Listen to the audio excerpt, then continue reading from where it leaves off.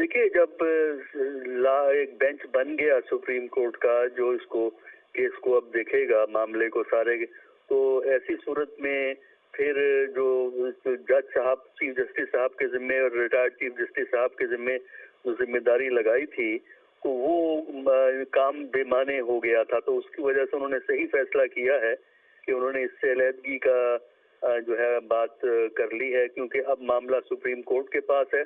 Supreme court इस मामले को टेकअप करेगा और ज्यादा मौजू जो फोरम है वो सुप्रीम कोर्ट ही है, जो कि इसको देख सकता है और फिर फैसला कर सकता है कि इसका क्या किया जाएगा और किस तरीके से ये मामला आगे बढ़ा जाएगा। तो मेरा ख्याल ये है कि ये तरीकाकार जो अब एडॉप्ट किया गया है ये पिछले से बेहतर है, लेकिन अभी इसमें बहुत से मराहिल हैं जिनसे ये मामला गुजरेगा। ठीक, हसन साहब अब साथ ही रहेगा मुजीबुर रहमान शामी साहब भी हमारे साथ मौजूद हैं। शामी साहब, बहुत शुक्रिया आपके ज्वाइन करने के लिए। अहम डेवलपमेंट्स हुई हैं आज। उसी तनाजुर में अब ये जो सुप्रीम कोर्ट का लार्जर बेंच बना है, इस 7 रुकनी लार्जर बेंच की इंक्वायरी की जो स्कोप होगी, और अगर जो एक इंक्वायरी कमीशन बनाया गया था उसकी जो इंक्वायरी की स्कोप है, इसमें आपकी नज़र में कितना डिफरेंस है? क्या सुप्रीम कोर्ट का ये बेंच, लार्जर बेंच, उस तरीके से इंक्वायर कर सकेगा जिस तरह से इंक्वायरी कमीशन इंक्वायर कर सकता है इस मामले को? देखिए, अब ये कानूनी और तकनीकी नुकात हैं, इनमें पड़े बगैर बुनियादी बात यह है कि जो जजों की कंप्लेंट है, जिन्होंने शिकायत की है, उस पर कार्रवाई होनी चाहिए।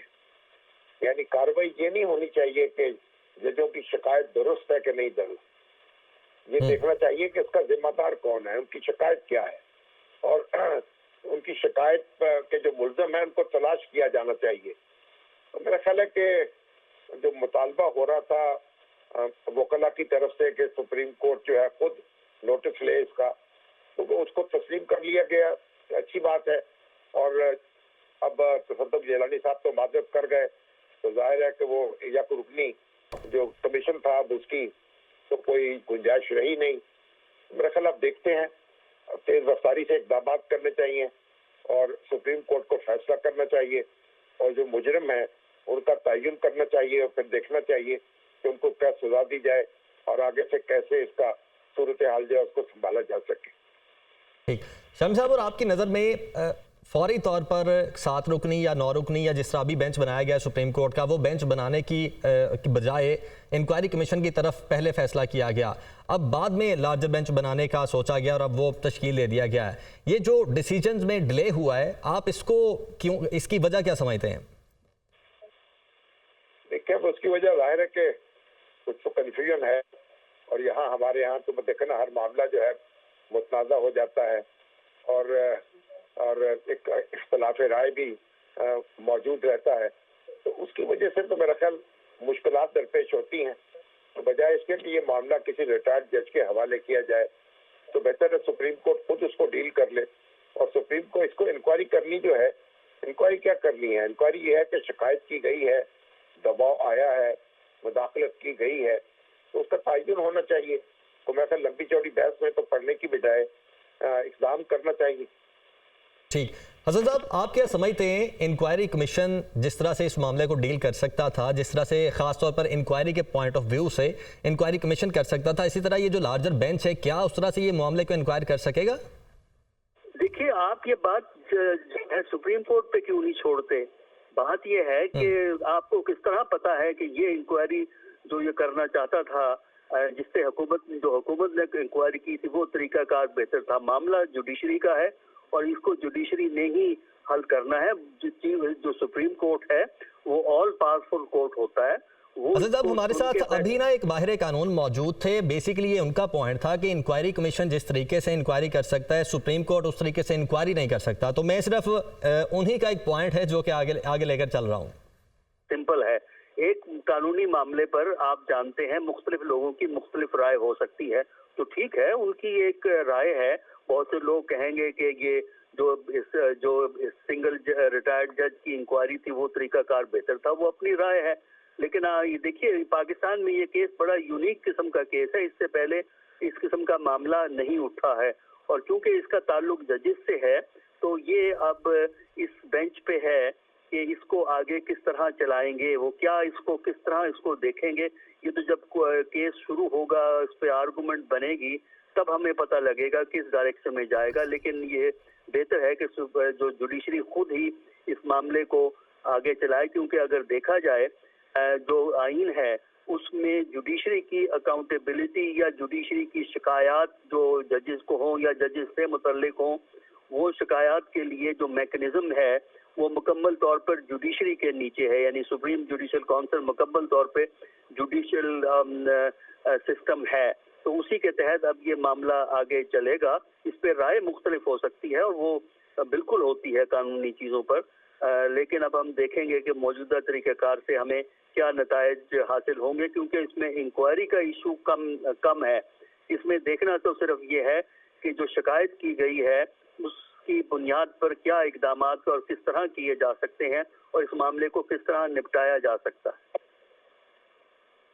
ठीक है हसन साहब, साथ ही रहेगा जस्टिस रिटायर्ड शाइक उस्मानी साहब ने भी हमें ज्वाइन किया है। शाइक उस्मानी साहब, बहुत शुक्रिया आपके ज्वाइन करने के लिए। आज जो अहम डेवलपमेंट्स हुई हैं, इन डेवलपमेंट्स को आप कैसे देखते हैं और क्या समझते हैं कि 7 रुकनी जो लार्जर बेंच है वो कितना इफेक्टिवली इस मामले का इनकार कर सकेगा?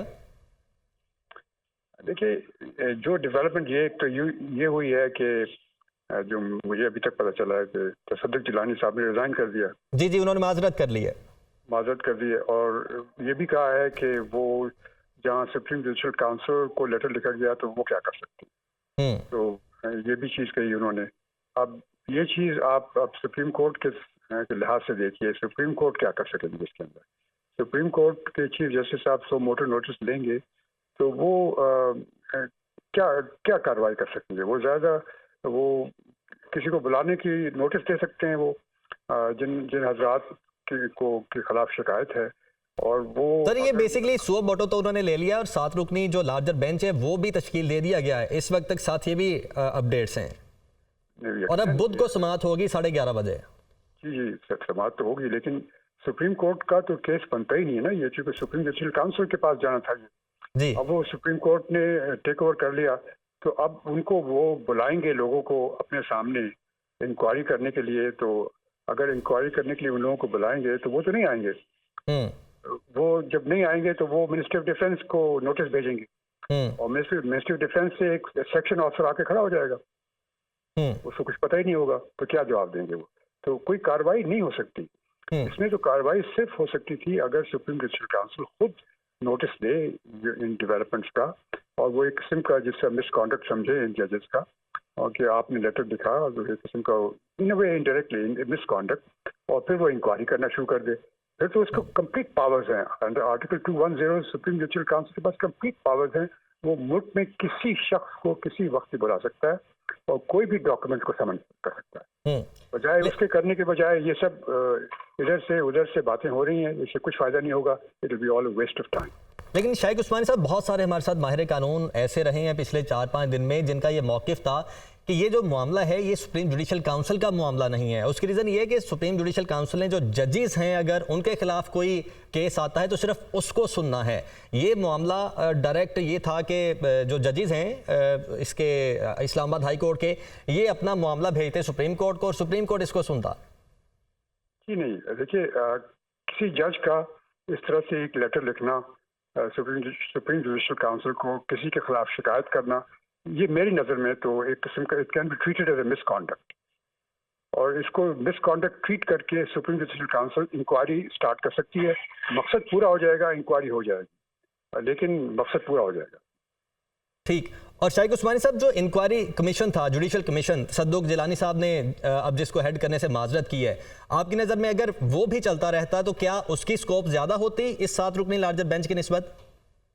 नहीं, देखिए उसका तो बेकार था। वो जो काउंसिल जो बनाई थी इन्होंने कमीशन, वो तो बेकार था। वो उसका कोई नतीजा होता ही नहीं, बरामद ही नहीं होता, क्योंकि वो तो पावरलेस होती, ना किसी को बुला सकती ना किसी का एविडेंस ले सकती, तो फायदा क्या था उसका।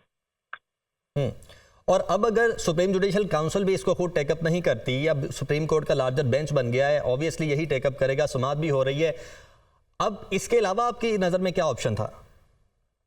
मैं बता तो रहा हूँ आपको, आपने सुना नहीं, मैंने अब ये आपको एक्सप्लेन करने की कोशिश की थी ये नोटिस जो है, जो लेटर लिखा गया है, ये सुप्रीम जुडिशल काउंसिल को लिखा गया जी।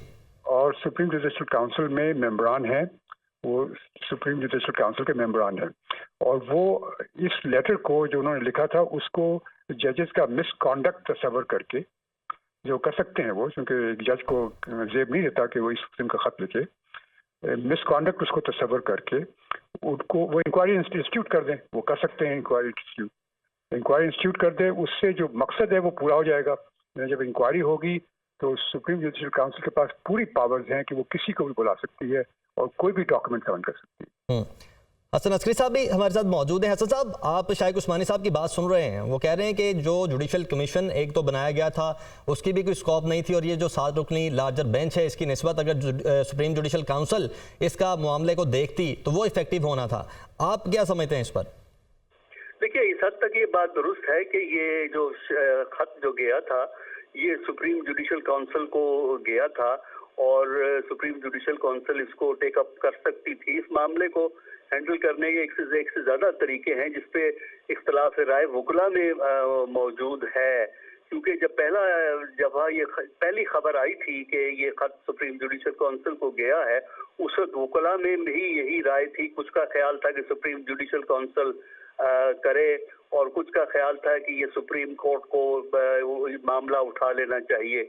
माजी में भी एक दफा से ज्यादा ये हुआ है कि बात सुप्रीम कोर्ट को गई, फिर उसके खिलाफ सुप्रीम कोर्ट को अपील कर दी और फिर मामला सुप्रीम कोर्ट ने जो है वो टेकअप कर लिया।